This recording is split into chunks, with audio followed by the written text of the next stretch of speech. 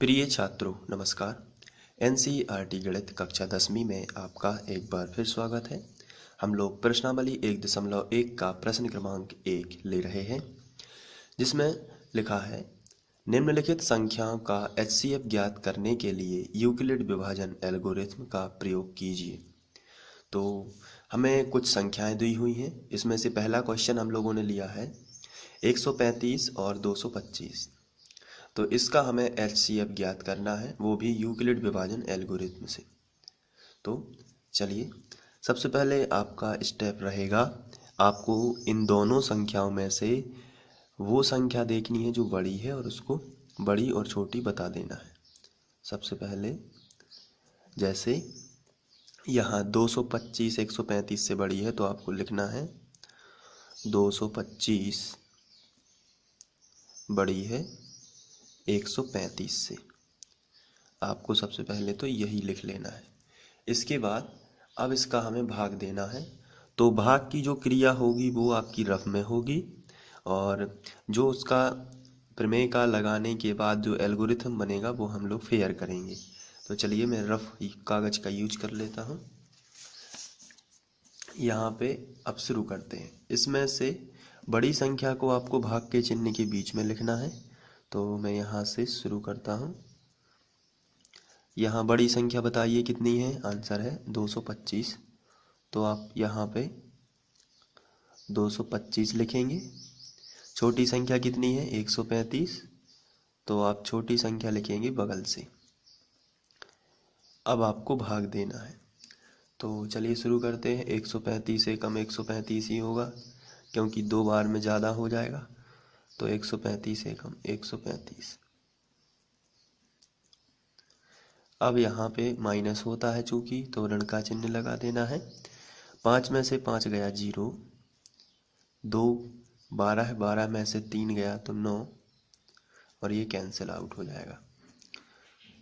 तो यहाँ पे अब बचा है हमारे पास 90।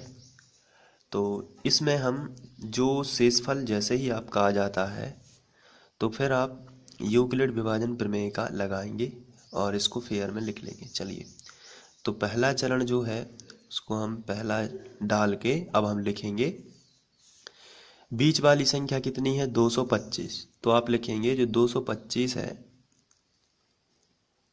वो किसके बराबर है? तो आंसर जो 225 है वो 135 गुणित 1, पहली संख्या और आखिरी संख्या का कर देना है आपको गुणा।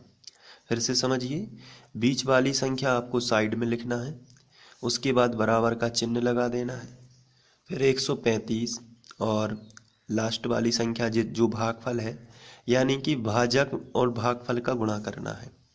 तो 135 गुणित 1, और जो 90 बचा है जो शेषफल आता है वो प्लस में लिखना है। और चूंकि शेषफल 90 है, तो हमें यहाँ लिखना है कि शेषफल जो है वो 90 है, 0 नहीं है। तो आपको लिखना पड़ेगा जहाँ और शेषफल बराबर नहीं है 0।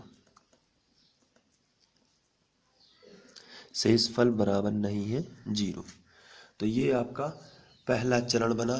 तो इसे प्रमेयिका बोलते हैं, लेकिन चरणों की श्रृंखला को एल्गोरिथ्म बोलते हैं, इसलिए क्वेश्चन में लिखा था एल्गोरिथ्म का प्रयोग कीजिए। अब ये पहला, अब इसके बाद इस भाग की क्रिया को आगे बढ़ाते हैं। जो शेषफल आता है उसको हम फिर से क्या बना लेंगे? भाजक। और जो पूर्व भाजक था, पूर्व भाजक कितना था? 135, उसको बनाएंगे क्या? भाज्य। तो उसको भाग के चिन्ह के बीच में लिख लेंगे। अब हम भाग देंगे, तो फिर 90 एकम 90 ही हो जाए, क्योंकि 90 दूनी 180 हो जाएगा, जो कि 135 से ज़्यादा हो जाएगा। तो 90 एकम 90। तो फिर इसमें से घटाएंगे तो 5, और यहाँ पे आ जाएगा 4। तो ये आपका बचेगा 45। जब 45 आ जाएगा तो फिर आपको क्या करना है? जैसे ही आपका दोबारा शेषफल आ गया, आप फिर से फेयर में जाएंगे और इसको लिख लेंगे। तो चलिए, सेकंड चरण जो बनेगा उसको आप लिखेंगे 135, बीच वाली संख्या आपको साइड में लिखना है। तो 135 बराबर जो पहली संख्या है 90 और भाजक का गुणा भागफल में करना है, यानी पहली संख्या का आखिरी संख्या में गुणा, यानी कि 90 गुणित 1 और प्लस में आ जाएगा 45। फिर आपको शेषफल 0 नहीं मिला है तो आप लिखेंगे जहां शेषफल बराबर नहीं है 0, जहां शेषफल बराबर नहीं है 0। और ये भाग आपको तब तक देना पड़ता है जब तक शेषफल 0 ना आ जाए।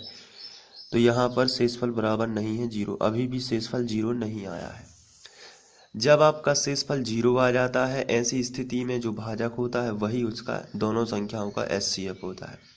तो अभी तो इस क्रिया को हमें और आगे बढ़ाना है। तो शेषफल को फिर हम एक बार भाजक बना देंगे।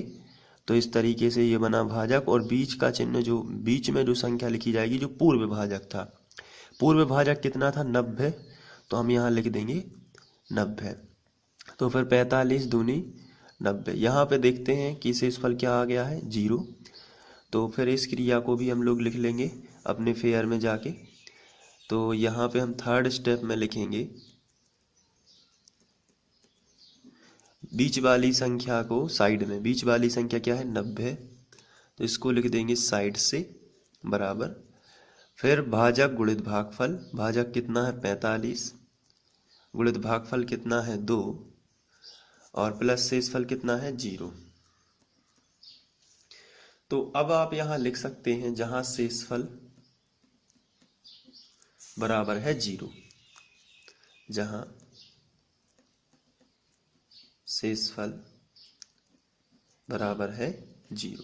जब शेषफल 0 आ जाता है, ऐसी स्थिति में जो भी भाजक होता है वही क्या होता है इन दोनों का एचसीएफ। तो आपको लिख देना है अतः